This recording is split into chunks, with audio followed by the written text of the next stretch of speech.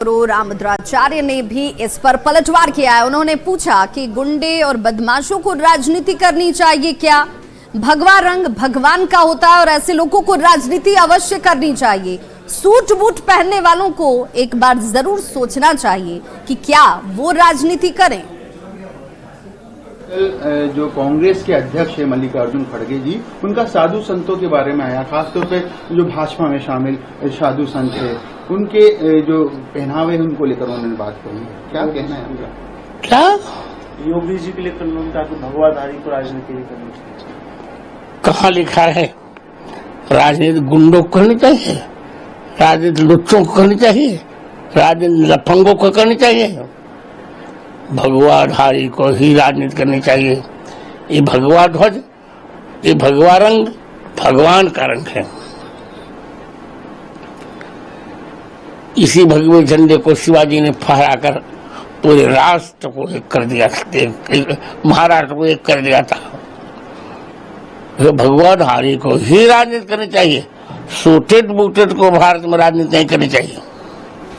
और आरजेडी प्रवक्ता शक्ति यादव ने राजगीर में शुरू हुए महिला हॉकी टूर्नामेंट समारोह में डिप्टी सीएम के नहीं पहुंचने पर सवाल खड़े किए, खेल मंत्री के नहीं पहुंचने पर सवाल खड़े किए और पूछा कि आखिर क्या तालमेल सरकार के अंदर नहीं है?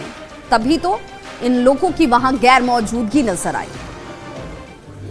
एशियन महिला हॉकी टूर्नामेंट का कल उद्घाटन था राजगीर में, नीतीश कुमार जी ने किया, लेकिन जिन दल के कोटे में खेल मंत्रालय है, खेल मंत्री का तो ही पता नहीं किस बिल में ढुके हुए हैं।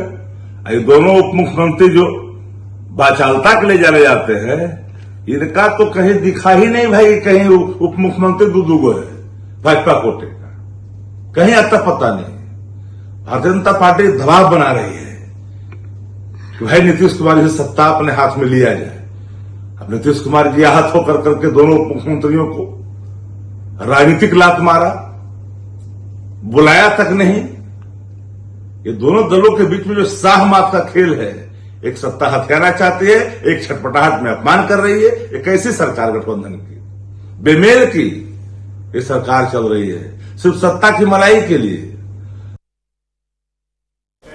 तो एशियन महिला हॉकी चैंपियनशिप को लेकर शक्ति यादव की तरफ से जिस राजनीति का आरोप लगाया गया, जिस गैर मौजूदगी पर संशय के सवाल उठाए गए, उसे लेकर जेडीयू की तरफ से पलटवार किया गया। जेडीयू ने कहा कि आरजेडी की मानसिकता ही ऐसी है, उसे हर चीज में विपक्ष को सिर्फ और सिर्फ नकारात्मकता ही दिखती है।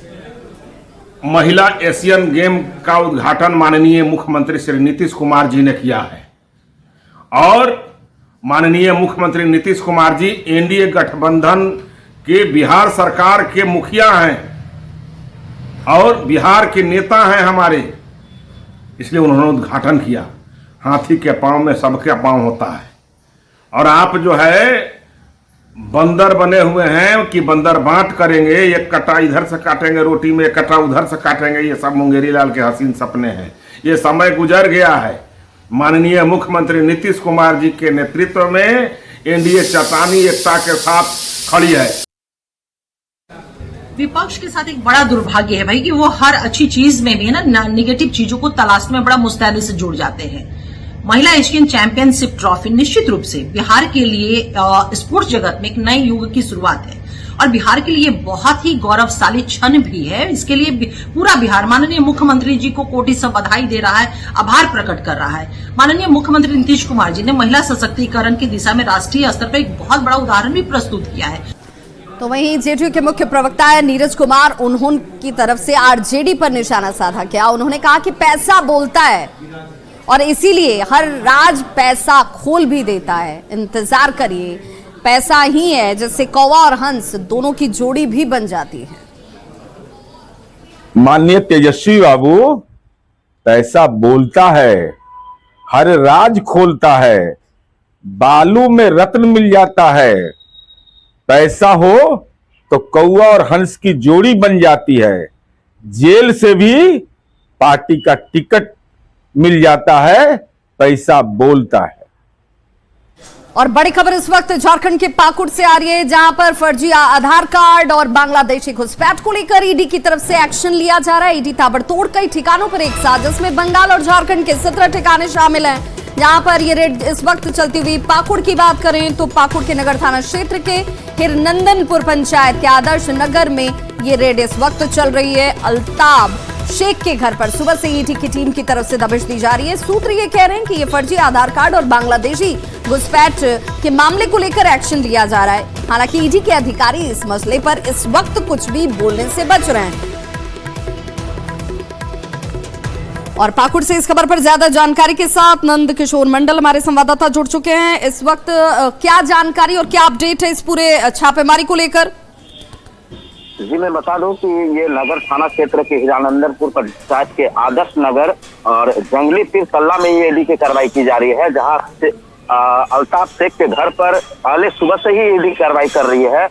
सूत्रों की माने तो ये जो कार्रवाई की जा रही है, ये फर्जी आधार कार्ड और फर्जी जन्म प्रमाण पत्र के मामले में कार्रवाई की जा रही है, जिसमें से लगातार बांग्लादेशी घुसपैठ की बात की जा रही थी। उसी मामले पर जो है ईडी कार्रवाई कर रही है। बहुत बहुत शुक्रिया तमाम जानकारी के लिए आपका।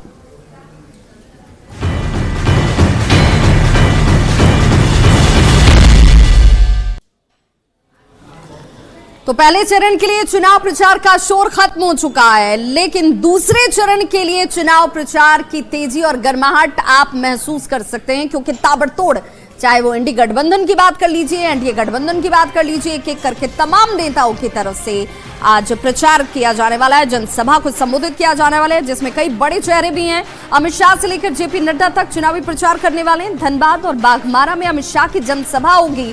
बगोदर और देवरी में जेपी नड्डा की चुनावी सभा होने वाली है। सिंदरी, टुंडी, गिरिडीह में शिवराज सिंह चौहान हुंकार भरते नजर आएंगे।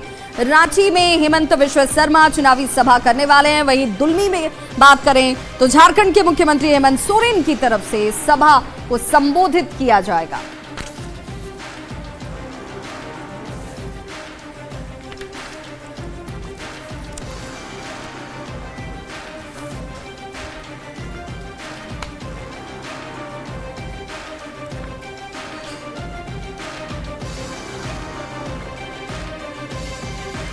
अगली खबर